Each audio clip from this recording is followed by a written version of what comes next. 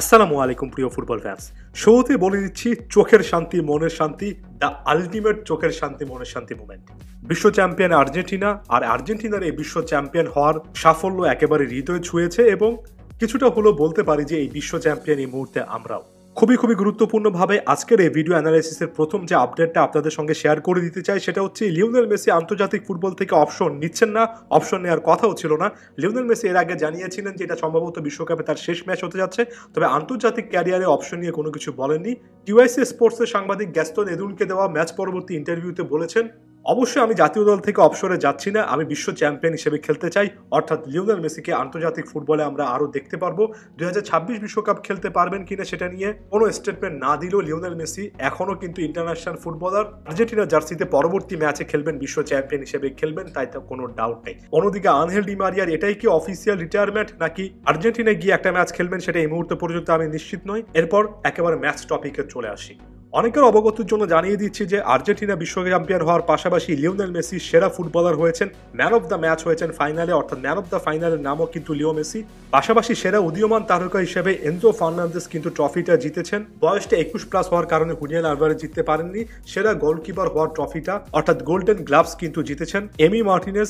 আর অন্যদিকে top scorer golden boot জিতেছেন Kylian Mbappe, যিনিও কিনা এক কথায় অসাধারণ পারফর্ম করেছেন। অর্থাৎ গোল্ডেন বুটটুকু বাদ দিলে গোল্ডেন বল অর্থাৎ সেরা প্লেয়ার, সেরা উদীয়মান তারকা এবং গোল্ডেন গ্লাভস সেরা গোলকিপার এবং ম্যান অফ দ্য ফাইনাল প্রতিটা পুরস্কারই কিন্তু আর্জেন্টিনার কাছে এসেছে। এরপর ম্যাচের পয়েন্টগুলোতে চলে যায়। শুরু থেকে আর্জেন্টিনা রীতিমতো ডমিনেট করেছে এবং কোনো একটা ফাইনালে প্রথম 80 মিনিট একটা দল এতটা একচেটিয়া ফুটবল খেলেছে সেটা সম্ভবত কেউ কখনো ভাবতে পারেনি। ম্যাচের 80তম মিনিট পর্যন্ত কেউ স্বপ্নেও কল্পনা করেনি যে বিশ্বকাপের ইতিহাসে, এমনকি ফুটবলের ইতিহাসে সর্বকালের অন্যতম সেরা একটা ম্যাচ, এতটা উত্তেজনাকর একটা ম্যাচ আমাদের সামনে অপেক্ষা করছে। 23তম মিনিটের সময় লিওনেল মেসির পেনাল্টি গোলে আর্জেন্টিনা এগিয়ে যায়। অনেকের ডাউট ছিল এটা নিয়ে পেনাল্টি কিনা, বিশেষ করে যারা আর্জেন্টিনার ফ্যান নয় তাদের উদ্দেশ্যে একেবারে স্পষ্টত বলতে চাই, পরবর্তীতে ফ্রান্সও কিন্তু একই জায়গা থেকে পেনাল্টি পেয়েছে। ফুটবলের নিয়মটাকে এখানে জানতে হবে। কোনো একটা সময় যদি প্লেয়ার ড্রিবলরত অবস্থায় থাকেন এবং গোল মুখে থাকেন, সময় হালকা একটা টাচও যদি লাগে, বর্তমান নিয়ম অনুযায়ী সেটা পেনাল্টি। যেভাবে আনহেল ডি মারিয়া পেনাল্টি পেয়েছেন, পরবর্তীতে কোলো মুয়ানিও কিন্তু পেনাল্টি পেয়েছিলেন, ন্যায্যভাবে পেয়েছিলেন। প্রথম গোলটার পর আর্জেন্টিনা সত্যিকার অর্থে ম্যাচের কন্ট্রোলটা হাতে নেয় এবং আর্জেন্টিনা যে ম্যাচের কন্ট্রোলটা হাতে নিয়েছে সেখানে একেবারে কি ফিগার ছিলেন লিওনেল স্কালোনি। আনহেল ডি মারিয়ার ক্যারিয়ারটা রিভাইভ করেছেন এই Lionel Scaloni. Angel Di Maria যখন একটা লম্বা সময় লেফট উইংয়ে খুব বেশি কন্ট্রিবিউট করতে পারছিলেন না, তখন তিনি তাকে রাইট উইংয়ে নিয়ে এসে কোপা আমেরিকার মতো টুর্নামেন্টে সফলতা এনে দিয়েছিলেন। সেই আনহেল ডি মারিয়াকে তিনি এবার সকলকে অবাক করে লেফট উইঙ্গার হিসেবে খেলানেন। সেখানেই কিন্তু দিদিয়ের দেশমের দল আসলেই চিন্তা করতে পারেনি, অর্থাৎ প্রতিপক্ষ কোচও চিন্তা করতে পারেনি যে এই ট্যাকটিক্সটা লিওনেল স্কালোনি হাতে নেবেন। আর্জেন্টিনা প্লেয়ারদের একটাই কাজ ছিল মিডফিল্ডে লিওনেল মেসিকে খুঁজে বের করা এবং লিওনেল মেসির কাজ ছিল আনহেল ডি মারিয়াকে বারবার করে আনলিশ করা। দ্বিতীয় গোলটার ক্ষেত্রে আপনি এটার পারফেক্ট একটা এক্সাম্পল পাবেন। ম্যাক অ্যালিস্টার লিওনেল মেসিকে বল দিয়েছেন, লিওনেল মেসি অসাধারণ একটা টাচে প্রতিপক্ষ দুই প্লেয়ারকে আউটক্লাস করে হুলিয়ান আলভারেজ উদ্দেশ্যে বাড়িয়েছেন। হুলিয়ান আলভারেজ ম্যাক অ্যালিস্টারকে দেখতে পেয়েছিলেন। ম্যাক অ্যালিস্টার বিশ্বকাপে অন্যতম সেরা পারফরমেন্স আর্জেন্টিনার জার্সিতে যিনি দিয়েছেন, ডিবক্সে একটা হুকে একটা রান মেক করেছেন। অন্যদিকে আনহেল ডি মারিয়া উঠে এসেছেন। আর্জেন্টিনা একটা ফাইনাল জিতবে আর সেখানে ডি মারিয়া গোল করবেন না, সেটা তো হতেই পারে না। আর্জেন্টিনার ফুটবলের সবচেয়ে বড় unsung hero Angel Di Maria ফাইনালে গোল করেন গুরুত্বপূর্ণ সময়ে দলের হয়ে। একের পর এক ম্যাজিক্যাল মোমেন্টের জন্ম দেন ডি মারিয়া, সেটা গতকালকেও প্রমাণ করেছেন। ওই জায়গা থেকে আরো একবার দেখিয়েছেন যে এতগুলো বছর ধরে লিওনেল মেসি যদি সেরা তারকা হন, তাহলে তার এই যুদ্ধে সহযোদ্ধা হিসেবে সবচেয়ে বেশি করে যে নামটা এসেছে সে নামটার নাম আনহেল ডি মারিয়া। ডি মারিয়ার এই মোমেন্টগুলোর জন্য ফুটবল বিশ্ব, আর্জেন্টিন ফ্যানরা তাকে সারা জীবন হৃদয়ে লালন করবে। ফার্স্ট হাফের পর সেকেন্ড হাফে আর্জেন্টিনা গেমটা কন্ট্রোল করছিল, তবে বিশ্বকাপে যে একটা জায়গায় আর্জেন্টিনা বারবার করে দুর্বলতা দেখিয়েছে সেটা হচ্ছে শেষের দিকে কনসেন্ট্রেশনটা হারিয়ে ফেলা। যে জায়গা থেকে অটোমেন্টি কোলো মুয়ানিকে ফাউল করেছেন, এটা একেবারে ল্যাপস অফ কনসেন্ট্রেশন ছিল। এক্ষেত্রে দিদিয়ের দেশম বদলি হিসেবে যে সকল প্লেয়ারদেরকে নামিয়েছেন, বিশেষ করে কোলো মুয়ানি, থুরাম, কামাভিঙ্গা, কোমান, এরা কিন্তু সত্যিকার অর্থে ম্যাচটা অনেকটাই ফ্রান্সের পক্ষে এনে দিয়েছিলেন। আর ওই মোমেন্টে কিলিয়ান এমবাপে 10 মিনিটের মধ্যে এভাবে গেমটা একেবারে চেঞ্জ করে ফেললেন। আমি একেবারে স্পষ্টত বলতে চাই, কিলিয়ান এমবাপের আপনি ফ্যান না হতে পারেন, তার খেলার ধরনটা কিংবা তার পার্সোনালিটি আপনার হয়তো ভালো নাও লাগতে পারে, তবে এটা একেবারেই নিশ্চিত যে এটা গোট লিওনেল মেসি, রোনালদো কিংবা নেইমারের এরাটাই পরবর্তী সময় কেউ যদি ওই গোট লেভেলে যেতে পারেন কিংবা ওই লেভেলটা টাচ করতে পারেন, সে প্লেয়ারটার নাম এমবাপে। What a player! বড় মঞ্চে আরো একবার দেখিয়েছেন। এমবাপের বয়সটা এখনো 24 পূর্ণ হয়নি, সামনে লম্বা একটা ক্যারিয়ার পড়ে আছে। যখন অবসরে যাবেন, সর্বকালের অন্যতম সেরা হিসেবে যে এমবাপে অবসরে যাবেন, সেটার প্রতিটা উদাহরণ কিন্তু তিনি এই বিশ্বকাপে সেট করে রাখলেন। বিশ্বকাপে হ্যাট্রিকও করলেন, রেকর্ডও করলেন। এমবাপের দ্বিতীয় গোলটার ক্ষেত্রে একেবারে স্পষ্টত আর্জেন্টিনার মিডফিল্ডের হুট করে সুইচ অফ হয়ে যাওয়া এবং ডিফেন্সে কনসেন্ট্রেশন হারানোটা মূল কারণ ছিল। তবে বলটা পেয়ে থুনমের সঙ্গে 1-2-1 খেলছিলেন, ওই জায়গা থেকে মলিনা একটা মারাত্মক ভুল করেছেন, সামনে চলে এসেছিলেন এমবাপেকে আটকাতে গিয়ে, আর রোমেরো বিপদটা বুঝতে পারেননি, আর মলিনার ওই একটা ভুলের কারণে এমবাপে কিন্তু স্কোরশিটটা 2-2 করে ফেলেছিলেন এবং ওই জায়গা থেকে মনে হচ্ছিল যে ফ্রান্সের বিপক্ষে ভাগ্য পক্ষে থাকলেও এবার মোমেন্টামটা একেবারে কমপ্লিটলি ফ্রান্সের পক্ষে।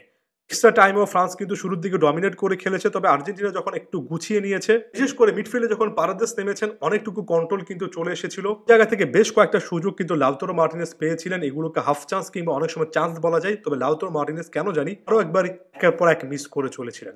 অনেকেই হিগুয়েনের সঙ্গে এটা কম্পেয়ার করবেন, আমার কাছে মনে হয় ফিফা বিশ্বকাপটা জয়ের পর হিগুয়েনকেও এই মুহূর্তে ক্ষমা করে দেওয়া উচিত, আর অবদানটাও পজিটিভলি নেওয়া উচিত।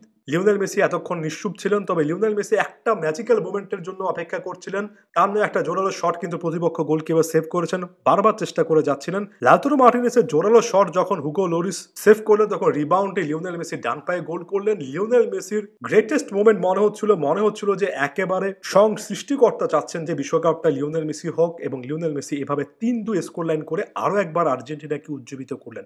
এখানে খুবই ইম্পর্টেন্টলি একটা জিনিস বলতে চাই, পরবর্তীতে আর্জেন্টিনা একটা গোল কনসিড করে 3-3 স্কোর লাইন হয়ে যাওয়ার পরেও লিওনেল মেসির ওই গোলটার পরে আর্জেন্টাইন প্লেয়ারদের বডি ল্যাঙ্গুয়েজ কিন্তু ইতিবাচক ছিল, আরো একবার ম্যাচের মোমেন্টাম কিন্তু ওই মুহূর্তে লিওনেল মেসির পক্ষে এনেছিলেন। তবে আনলাকি ছিলেন গনজালো মন্তিয়াল। হ্যান্ডবল দেওয়া যায় কিনা এটা নিয়ে অনেকে প্রশ্ন করেছেন, তাদের উদ্দেশ্যে বলতে চাই এটা সত্যিকার অর্থে ডিফেন্ডারদের জন্য আনফরচুনেট, তবে রুলটা কিন্তু এটাই বলে। গোলমুখী শট ছিল, গনজালো মন্তিয়ালের হাতটা বডির সঙ্গে লাগানো ছিল না, তাই পেনাল্টি ছিল, সেখান থেকে এমবাপে কিন্তু পেনাল্টি থেকে গোল করেছেন। আরো একবার ম্যাচটা টাই ব্রেকারে, তখন কিছুটা হলেও ক্ষণিকের জন্য আমার নিজের কাছে মনে হচ্ছিল যে এমিলিয়ানো মার্টিনেজ কিন্তু 120তম মিনিটের সময় কোলো মুয়ানির সঙ্গে 1 ভার্সেস 1 সিচুয়েশনে আর্জেন্টিনার হয়ে বিশ্বকাপ সপ্তাহটা ধরে রেখেছেন, অর্থাৎ একেবারে শেষ মুহূর্তে এসে এমি মার্টিনেজ আরো একটা ম্যাচ জয়ী সেভিং কিন্তু দিয়েছেন, এবং মনে হচ্ছিল যে ওই আত্মবিশ্বাসটা টাই ব্রেকারে তিনি কাজে লাগাবেন। সাধারণত এমি মার্টিনেজ শট ঠেকানোর জন্য স্পেশালিস্ট, এবং এই মোমেন্টগুলো তিনি ক্যারিয়ার জুড়ে এনজয় করেছেন। কিছুদিন আগেও তো আমরা নেদারল্যান্ডসের বিপক্ষেও দেখলাম, এর আগে কোপা আমেরিকাতে কলম্বিয়ার বিপক্ষেও দেখেছে। এমবাপে প্রথম শটটা নিয়েছিলেন, একেবারে এরর ফ্রি একটা ম্যাচ কাটিয়েছেন, তবে এবারও কিন্তু এমি মার্টিনেজ প্রায় ঠেকিয়ে ফেলছিলেন, যেমনটা এমবাপে নেওয়া প্রথম পেনাল্টিটা প্রায় ঠেকিয়ে ফেলছিলেন। লিওনেল মেসি একেবারে ঠান্ডা মাথায় একটা পেনাল্টি নিয়েছেন, এবং তখন আমার কাছে মনে হচ্ছিল যে সত্যিকার অর্থে সবচেয়ে বড় প্লেয়ারদের প্রথমে পেনাল্টি নেওয়া উচিত। তারপরে কিংসলে কোম্যানকে যেভাবে আটকেছেন এমি মার্টিনেজ প্রসঙ্গে অনেক পরে কথা বলছি, তবে আরো একবার কিন্তু এমি মার্টিনেজ দেখিয়েছেন কেন লিওনেল মেসি বিশ্বকাপের আগে বলেছিলেন যে আলটিমেট বেস্ট গোলকিপার সত্যিকার অর্থে আর্জেন্টিনার কাছে আছে। আমি সর্বশেষ ভিডিওতে বলেছি, লাইভে বলেছি, এখানেও বলছি যে এমি মার্টিনেজের সম্ভবত জন্মই হয়েছিল যে আর্জেন্টিনাকে খাদের কিনারা থেকে টেনে তুলতে। What a player, what a goalkeeper! এ বয়সে কিন্তু আর্জেন্টিনার লেজেন্ড হিসেবে এমি মার্টিনেজ নামটা ব্র্যাকেট বুকে ঢুকে গেল। পাওলো দিবালা একটা মোমেন্টে পেয়েছিলেন, এবং ওই মোমেন্টে তিনি কোনো ধরনের ভুল করেননি। দিবালাকে সেটা কৃতিত্ব দিতে হবে, যতটুকু সুযোগ পেয়েছেন দিবালা কিন্তু তার জায়গা থেকে কন্ট্রিবিউট করেছেন। পরের শটটা যখন চুয়ামেনি বাইরে মারলেন, তখন জয়টা প্রায় নিশ্চিত। লিয়ান্দ্রো পারেদেস স্পট কিক থেকে গোল করেছেন, পরবর্তীতে কোলো মুয়ানি গোল করলেও গনজালো মন্তিয়াল যখন ঠান্ডা মাথায় ফিনিশ করেছেন এবং নিজে যে একটা ভুল করে হ্যান্ডবল থেকে গোল কনসিড করার মতো সিচুয়েশন ক্রিয়েট করেছেন, সেটা প্রায়শ্চিত্ত করলেন। মন্তিয়াল এর আগে ডাচদের বিপক্ষেও সাকসেসফুল পেনাল্টি টেকার ছিলেন, এখানেও কিন্তু ঠান্ডা মাথার পরিচয় দিয়েছেন, এবং তারপর সেই কাঙ্ক্ষিত মুহূর্ত।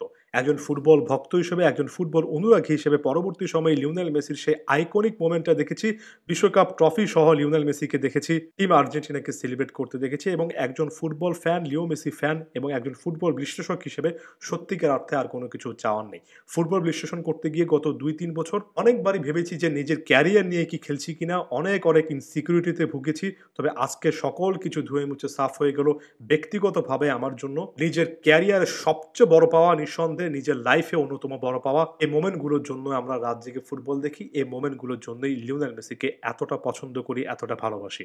সবচেয়ে বড় কথা, ফুটবল আজকে দায়মুক্ত হলো, একজন লিওনেল মেসিকে একটা ট্রফি দেওয়া গিয়েছে। বিশ্ব চ্যাম্পিয়ন লিও মেসি, বিশ্ব চ্যাম্পিয়ন আর্জেন্টিনা, সর্বকালের সেরা ফুটবলার লিওনেল মেসির হাতে বিশ্বকাপ ট্রফিটাই মানায়। সব দিক থেকে অসাধারণ মেসমারাইজিং মোমেন্ট।